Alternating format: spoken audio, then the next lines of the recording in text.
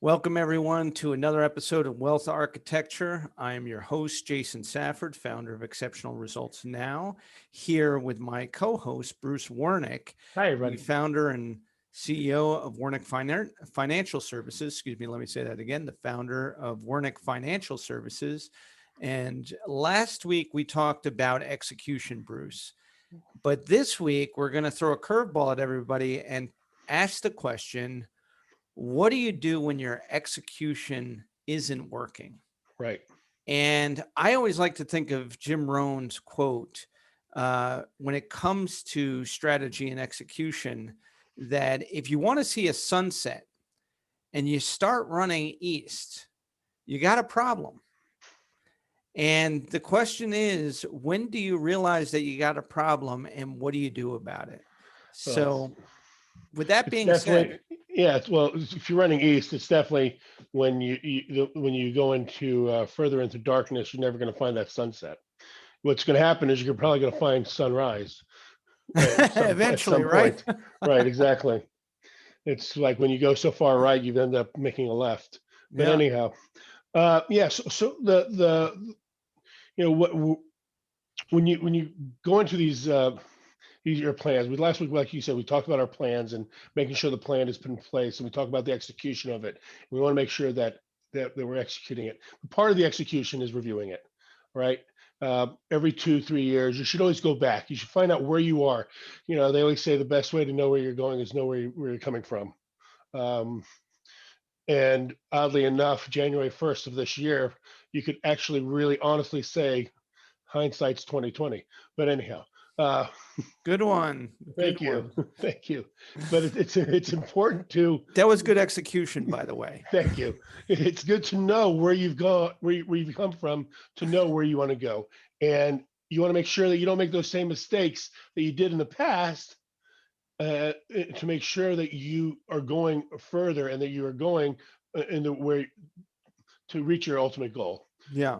So let me ask you this, and I want to step back, for our listeners, and think about the opportunity for reviewing your plan as something that you mentioned in terms of 2 and 3 years, and I think that from a long-term perspective, for a lot of your assets that might be important, but on a more, let's say, weekly, monthly, quarterly basis, again, there are certain aspects to your plan that you fundamentally need to review consistently.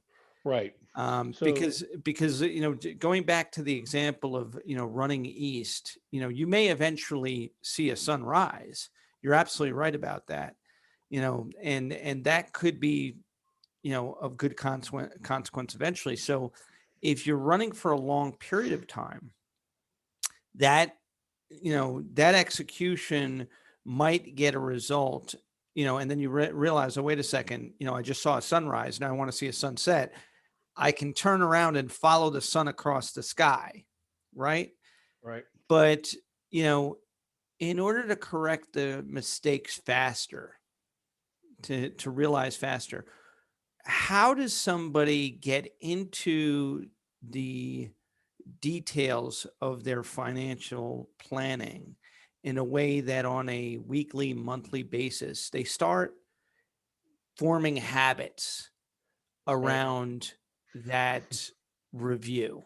It's exactly, and so let me be clear about thinking. When I say we want to review everything about 2, 3 years, that's your grand picture. That's you want to really reevaluate where you want to go and just make sure you're still on track with that. And So that's really a within reevaluation of you, if I understand what you're saying. It's not so much your plan as you're really reevaluating yourself in alignment with your plan that you've already created. right there exactly because you want to make sure that everything is still on course. And how you do that is with the baby steps within the year. So with my clients, we with our big plan, what our long-term goals are, we'll review those every two years, make sure we're still on course. But we want to make sure that during those 2 years, I'm meeting with them constantly. I have 12-week plans out with everybody. So we sit down and we break down the year into 12 weeks. We make sure we set our goals for those 12 weeks, make sure that we're obtaining those goals, because if things aren't going the way they want, you never know what type of outside forces are going to come in and disrupt your plan. Um, and I mean disrupt maybe in a good thing. Your wife, or you may be getting a child, or you. It's a good thing you may inherited a bunch of money from Uncle Tom, who you never knew you had. But if you knew you had him, then it wouldn't be such a good thing because you were going to miss Uncle Tom. It's a separate story. Um, but anyhow, there are things outside, these outside factors that are coming and cause um, uh, uh, kind of disrupt your plan. That you want to make sure that everything is still in place. And that's why when I meet with my clients, we talk constantly, and I'm always at their disposal to make sure that they have any questions that with what they're doing, especially like we touched on last week with the new administration coming in with they're going to make a disturbance in the estate tax plan. They may not, but you still want to make sure that we're on top of what could possibly happen so that we can prepare for it. Bruce, you bring up an important point of, how life can disrupt your plan. And, again, from the standpoint of execution and then figuring out whether your execution is really on track or not, a big part of that is being able to adjust to life events and the unexpected as one of the things that we learn. It's is that there are things called unknown unknowns, Right. and those are the things that we have no idea what possibility could manifest itself that could impact us in a way that's very detrimental, and we can't plan for that.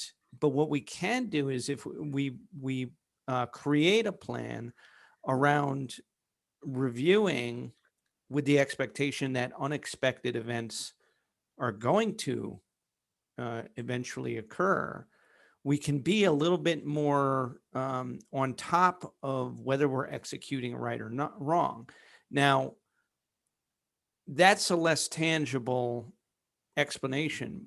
What I think, I want to get into a little bit more of is you just mentioned, a tangible explanation, which is a 12-week plan that you do with your clients. And in terms of anyone who is looking at, their 52-week year, obviously, there are 4 quarters. So 12 weeks times 4 is 48. There's some give and take in there, an extra So, week here right. and there. It gives us two weeks to actually make up for any Right. lag.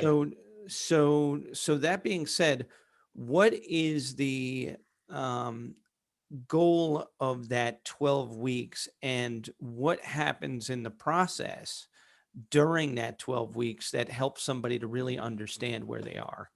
So within the 12 weeks, we kind of will outline where do they want to see themselves, where they want to see the business, or any sort of personal growth that they want to do within that 12 weeks. Whether it be I want to see I want to lose 10 pounds in that 12 weeks. I want to lose I want to have better planning with or a relationship with my wife, and what do I have to do? So I mean, they don't really get that too much inside with me, but I also within the wealth architecture of what we do with them, in order to really understand uh, your money, you have to also understand your emotional side.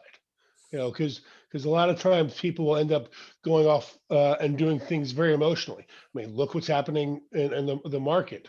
The market has been driven in the last 2 weeks by emotional buying and selling that has been from people who are fed up with the big players and not being able to participate, into the big Wall Street games. So these are the emotions. So we want to make sure we maintain our emotions and don't go off and, because there are all these biases that are built inside our emotions.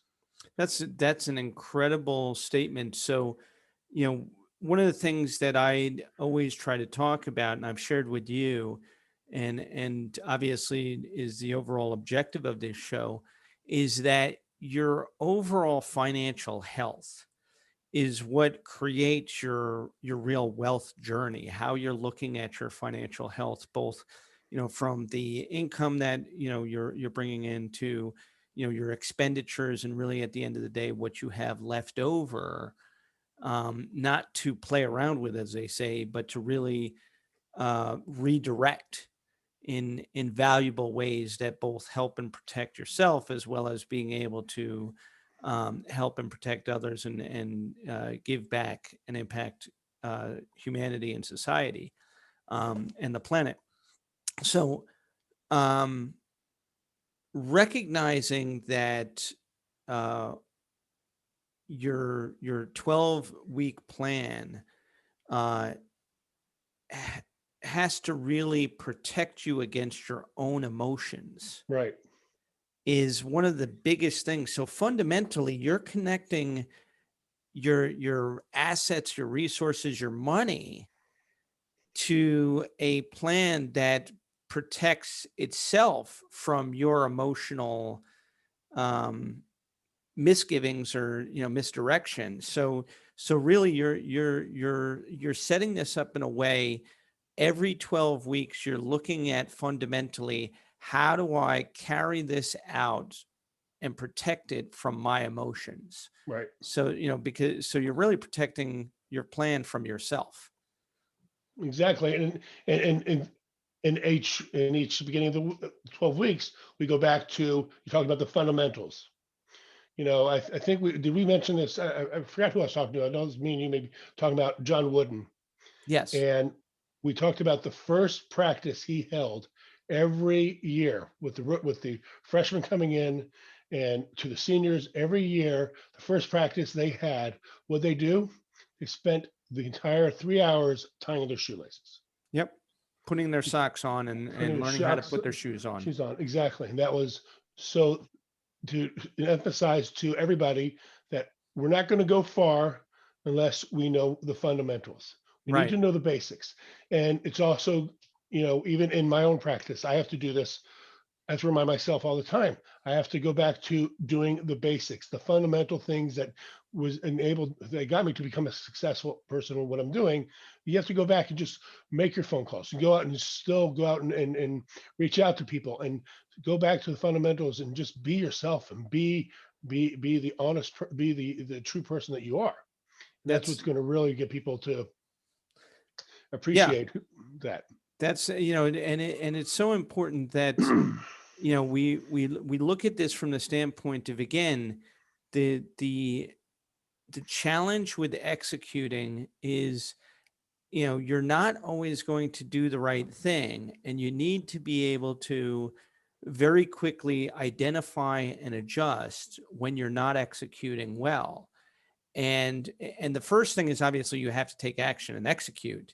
But how you evaluate whether or not you're executing correctly, how you measure it, is based on the results that you're getting and how quickly you're getting those results. So it's not a matter of giving up. But as I understand you say it, is that if you have a plan that takes your emotions out of it, then very quickly you realize, okay, I just need to work harder or change this or do this differently, and I'll start to get better results. Right, exactly. So that's part of the review that we have at the end of each 12 weeks. you know, because we want to judge and gauge where our goals that we set for the last 12 weeks. Did we hit them? Did we bring in three new employees? Did we get them the best benefits that could be presented to them? Is there something new that we can implement that's out there that would help attract, retain, and retain these employees? Uh, and are you doing it in the most cost efficient manner? Right. And then we go at the end of the year, we'll reevaluate where we were last year, what the value of the business was then, and let's reevaluate it and see where it can be.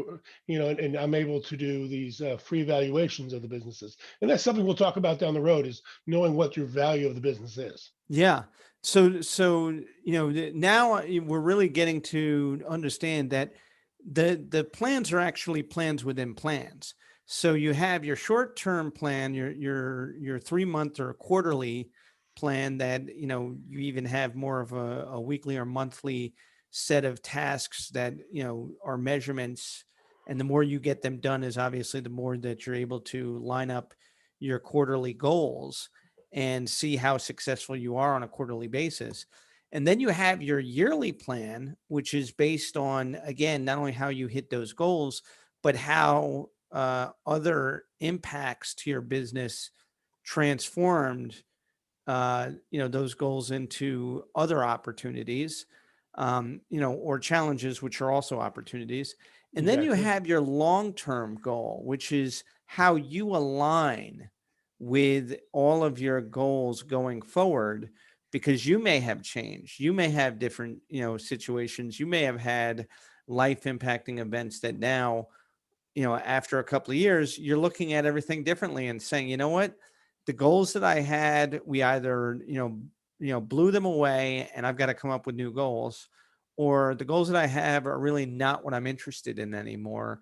And I want to go in this completely new direction with a new set of goals and an even better plan for how we're going to, go after these goals. Right. So my question to you then, and this is really the real secret formula question, is how do you develop that intuition to know when your plan is not working and you need to, make the adjustment and immediately, take action based on, all the tools and information and everything you have? I find that you said it right there. It was the intuition. It's like if you're even feeling, if your gut's telling you something's not working, something's not right. I mean, the outcome is going to be the proof is in the pudding, right? The outcome is going to be like I'm just not hitting on all cylinders. Something's wrong. Where's my lag? Why am I not really doing what I need to do? So if you feel that's happening, then it's time that we